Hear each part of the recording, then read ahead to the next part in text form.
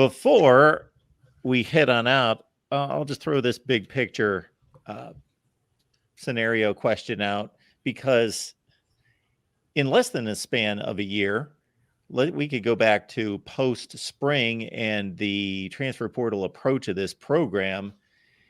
And it was more, okay, we have a need, let's fill it. We recruit at an elite level. We're not going to go all in on this. And now it looks like this is bam, we're going for it. Is that more a product of Michigan's in this conference? Look at what they've done. They've made us look bad and we need to go for it. Not that Ohio State's ever been in a position where they've said the goal is not the national championship, or is NIL just finally taken hold and they have driven it to the place where they can make these moves? Yeah, I think a lot of it's out of necessity. I mean, you needed a quarterback, and Seth McLaughlin kind of fell in their lap, the kid from Alabama. It seems to me that the one glaring weakness is offensive tackle. I don't think you can go into 2024 with Simmons and Fryer as your tackles unless both of them magically make some kind of level of major improvement. I think they'll find out in the spring whether Tosh Bola or Montgomery or somebody else is going to steal one of these tackle jobs away from one of those veterans or push Fryer inside the guard. Or I think they're going to mix and match all these combinations to figure out what the best 5-man rotation is for them going forward. Doesn't,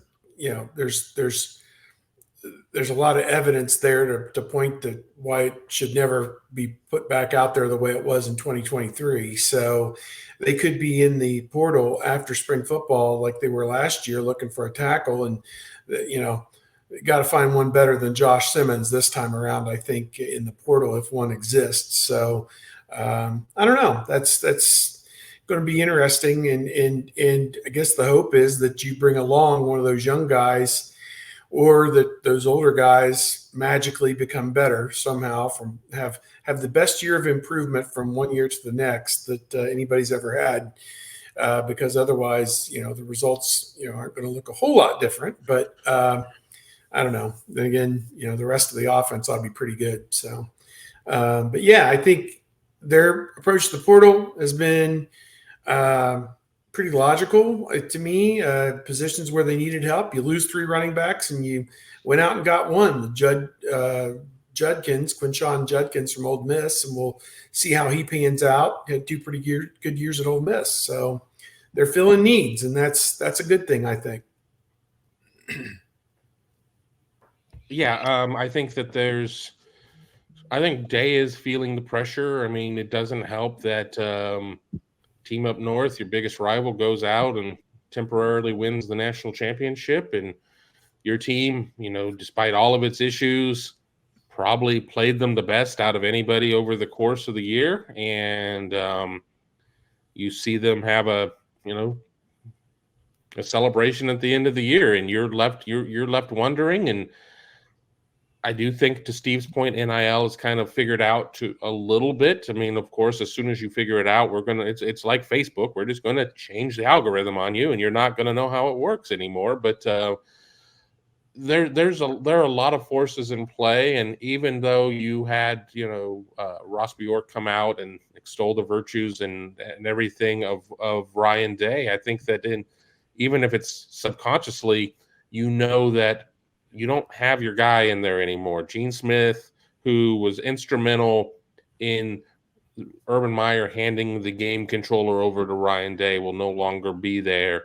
I don't know if the university president, they haven't been able to keep one long enough as of late for that to really be an issue. But you bring in Ted Carter, who certainly demands a level of excellence and, in his life, military man and everything else.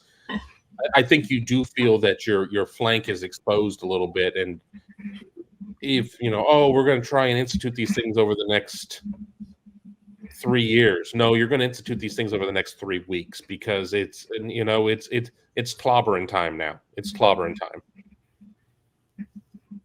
Yeah, your rival, at least for the time being, is being recognized as a national champion. That's how you have to kind of proviso it. The team up Come north. on, Tony. Come on. I know you got something smart ass to say over there. Team up No, north. I mean, you know what? I respect what Michigan has been able to do. I know Ohio State is people want to see Ohio State match what Michigan has done. I would just say I hope Ohio State, when they decide to do that, they do it legally. That way they can keep it. Thank you, Marty. Thank you, Joe. All right, Kevin, what do you have working this week? Hell if I know. Keeping an eye on the portal, on the coaching ranks, everything else. We've been starting to talk about what the next eating challenge may be. I'll try and knock out a Big Me Kickoff live show tomorrow at some point, but generally every day I plan on doing that. Breaking news comes in, and Evil Tom Moore comes in and says, no, we're doing it under my show's brand. So I'll eventually get my own show on there at BuckeyeHuddle.com. Tony. Dropped a Buckeye Weekly today, a listen to questions episode. One of the questions was about which would be the better addition for Ohio State, Caleb Downs or Caden Proctor. So we talked about that there. Also dropped a piece today on Jaden Bonsu, freshman safety for Ohio State. I'm going back and looking at each of the freshmen from 2023 and writing about what they did this past season, what they could be doing next year and beyond. And I'm hoping to get something written about Will Howard in the next couple of days, looking at a bunch of clips of his play from last season and also against the Alabama in 2022. So that should be somewhere this weekend at BuckeyeHuddle.com.